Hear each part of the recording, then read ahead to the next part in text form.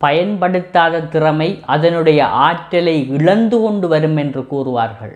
அதேபோல எமக்கு இயலுமைகள் குறைவாக உள்ள விடயங்களை கூட தொடர்ச்சியாக நாம் மேற்கொள்கின்ற போது அந்த விடயங்களில் ஒரு அனுபவமும் சிறப்பு தேர்ச்சியும் ஏற்படும் நண்பர்களே. ஒவ்வொரு நாளிலும் அதிகளவான நேரம் எமது மனதை கவலையின் பக்கம் வைத்திருக்கின்றோமா அல்லது மகிழ்ச்சியின் பக்கம் வைத்திருக்கின்றோமா என்று சிந்திப்பது அவசியமானது நண்பர்களே.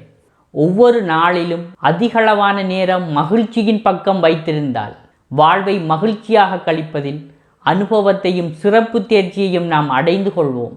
எமது வாழ்வில் மகிழ்ச்சியான விடயங்கள் இல்லாத போதிலும் கூட அந்த மகிழ்ச்சியை எப்படி தேடி பெறுவது என்பதில் தேர்ச்சி பெற்று விடுவோம் நண்பர்களே.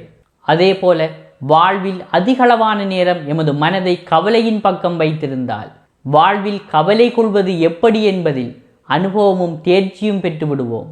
இவ்வாறான மனிதர்களின் வாழ்வில் கவலை கொள்வதற்கான காரணங்கள் இல்லாத போதும் கூட கவலைகளை எப்படி தேடி பெறுவது என்பதில் இவர்கள் தேர்ச்சி பெற்றிருப்பார்கள்.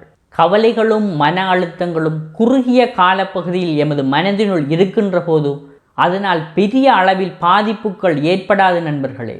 ஆனால் அவைகள் நீண்ட காலம் எமது மனதினுள் தங்குகின்ற போது மாறுபட்ட சிந்தனை உடையவர்களாக அவைகள் எம்மை வடிவமைத்துவிடும்.